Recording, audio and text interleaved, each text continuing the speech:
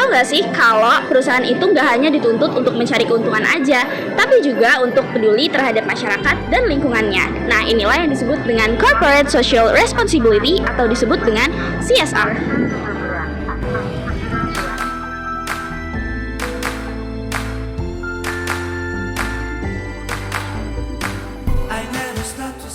Gampangnya, CSR ini merupakan tanggung jawab suatu perusahaan terhadap dampak dari perusahaan tersebut. Biasanya tanggung jawabnya ini kepada masyarakat dan lingkungan. Ada beberapa tujuan dari CSR yang sering disebut dengan triple bottom line, yaitu people, planet, dan juga profit. Yang pertama, people. Artinya adalah perusahaan bertanggung jawab terhadap masyarakat sekitar dan juga karyawan.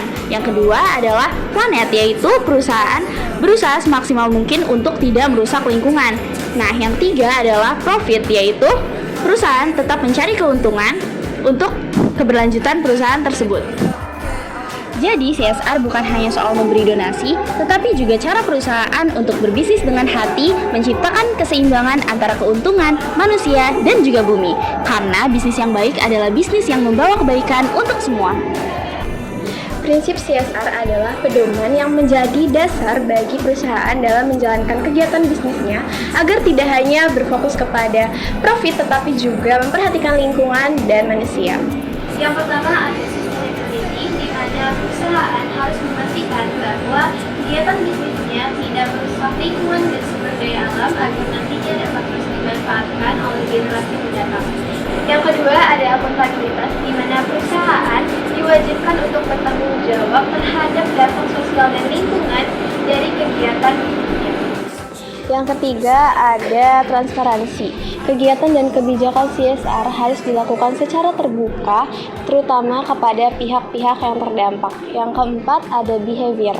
Perusahaan harus menjalankan bisnisnya sesuai dengan nilai moral dan hukum.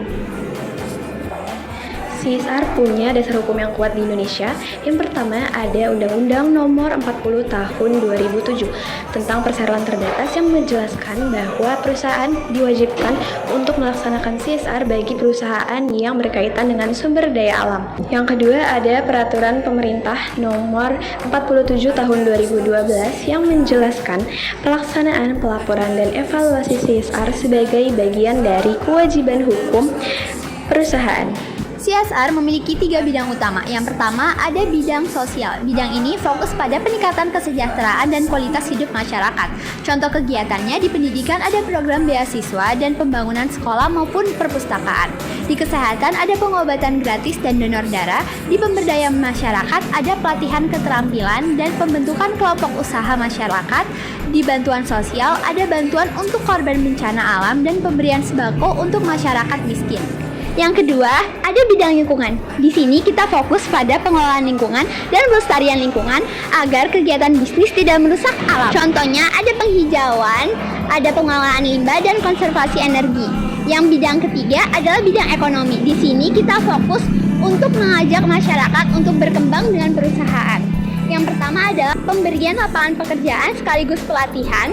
Yang kedua adalah kemitraan lokal. Kita menjalin kerjasama dengan nelayan, petani, dan pengrajin sekitar.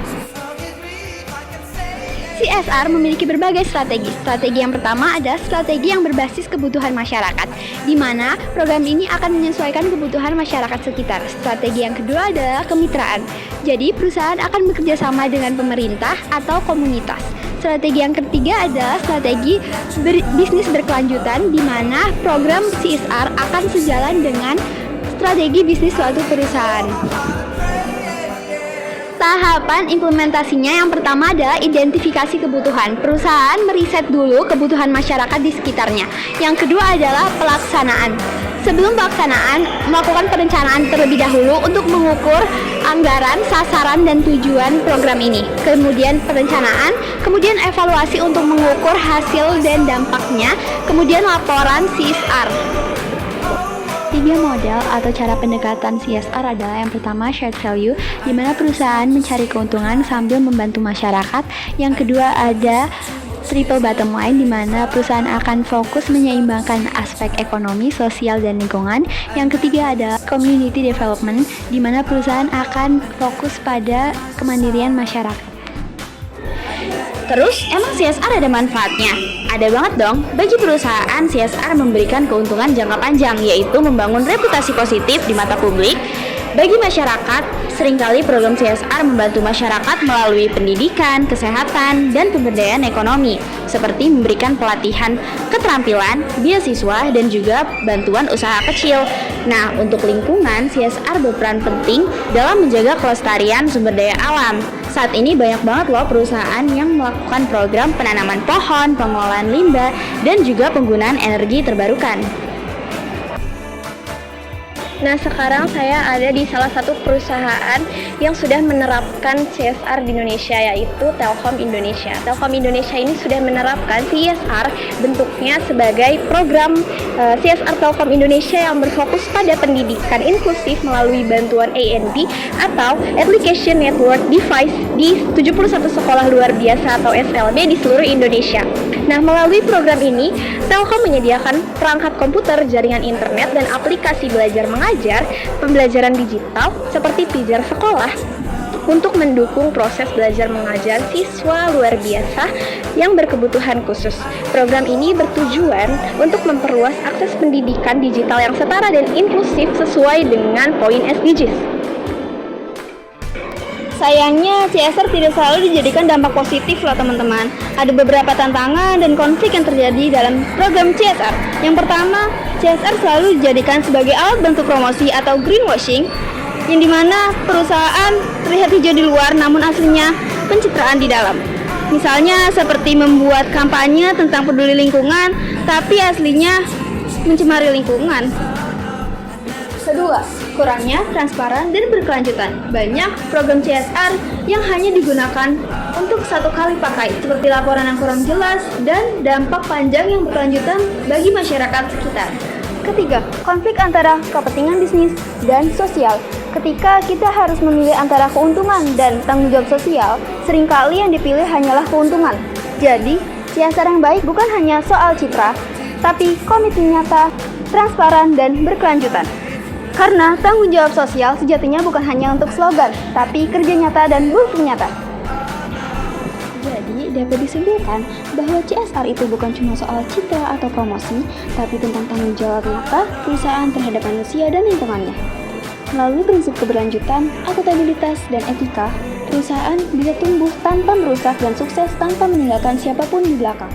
Karena bisnis yang hebat bukan hanya untung yang besar, tapi juga membawa manfaat bagi sesama dari bumi kita. Ingat, berbisnis dengan hati itu bukan pilihan, tapi itu keharusan untuk masa depan yang lebih baik. Jadi, mari kita dukung penerapan CSR yang bukan hanya sekedar formalitas, tapi benar-benar membawa perubahan nyata. Karena masa depan bisnis yang berkelanjutan hanya bisa tercapai dari perusahaan, masyarakat, dan lingkungan dengan tujuan yang bersama. Bisnis yang hebat bukan hanya yang sukses secara finansial, tapi juga meninggalkan jejak kebaikan di dunia. Nah, ingat ya guys, jadi bangun perusahaan itu nggak cuma tentang keuntungan aja, tapi juga Bertanggung jawab terhadap masyarakat dan lingkungan. Dadah!